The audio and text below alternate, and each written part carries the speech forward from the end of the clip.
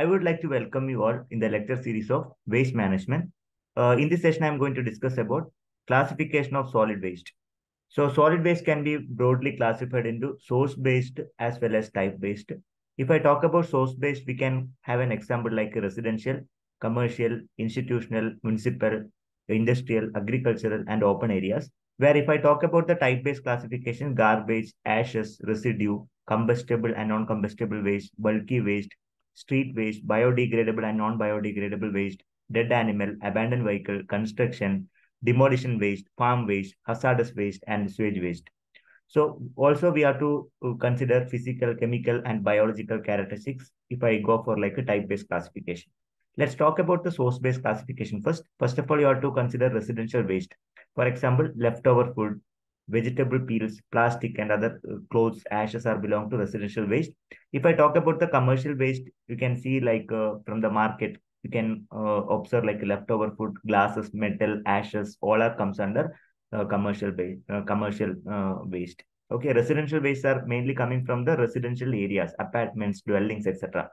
Next is institutional waste, like most of the administrative offices, educational institution, especially we have to talk about the paper, plastic, glasses, etc. All are comes under from educational, administrative, and public building. Those waste are comes under institutional waste.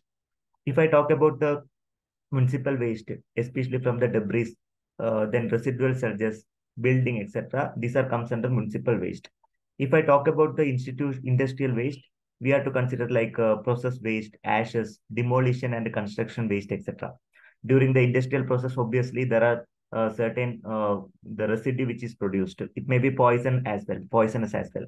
Other one is called agricultural waste, which is actually the spoiled food, grains, vegetable, agricultural remains, then some kind of like orchards, vineyards, etc. Okay, from the especially from the farm, that is called as agricultural waste. If I talk about like open areas, you can see the picture which is depicted over the streets, parks, vacant slot, playgrounds, beaches, highways, recreational area. All are the major sources of open area. Obviously, there are various type of waste produced.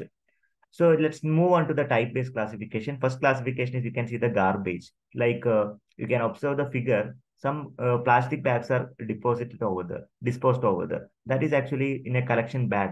Okay, like we can see like organic matter. So definitely it will attract rats and worms. It may be kept like in a systematic manner. Sometimes it may be in an unsystematic fashion. Another one is called ashes and residues. After doing the combustion, some residue will be produced. That is called ashes. Okay, so ash is also creating some air pollution. It may create air pollution. Whenever you are burning like wood, coal, charcoal, etc., that will create ashes will be produced.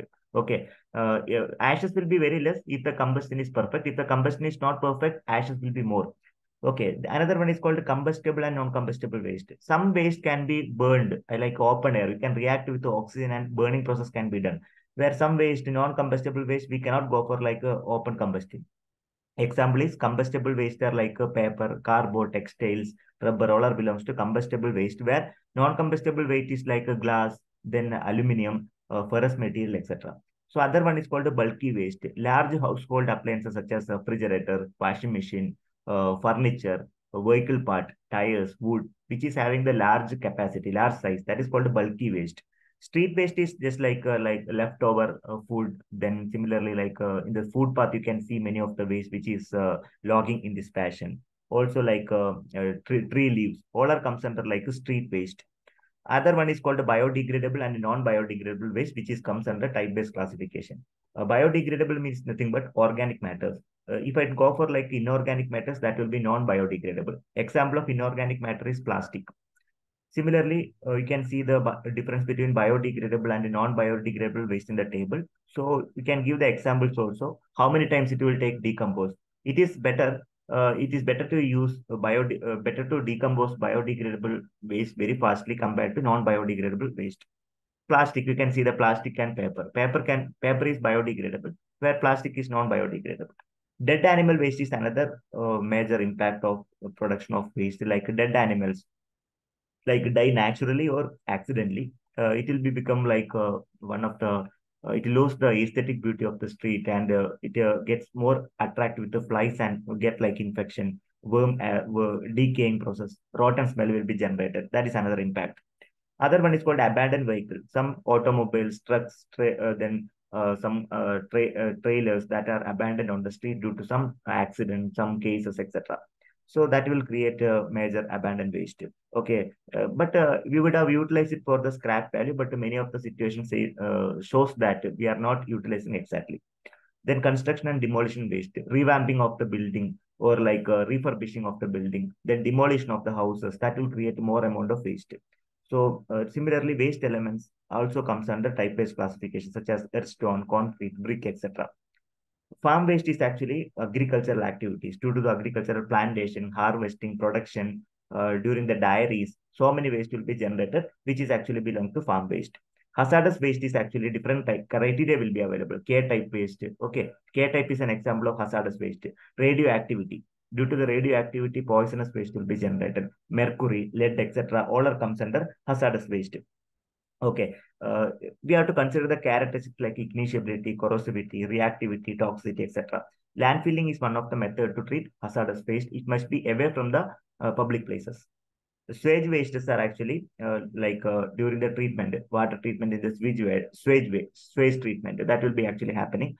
So mostly organic waste which is derived from the treatment of organic sludges. For example, eggshell, bones, etc. will be the major component of sewage waste. Especially the water which is coming from the cities, we can observe the sewage waste. Proper treatment has to be given, otherwise it may lead some kind of health issues. So in this session, we have discussed about the two type of classification, source-based classification as well as type-based classification. So it will be asked in the examination. As soon as they ask in the examination, you have to explain with the suitable points. You have to elaborate by your own sentences. Anyway, the main point should not be missed, like the source-based classification and type-based classification. Let me know if you have any queries. I'm happy to answer. Thank you so much for watching this video. Happy learning.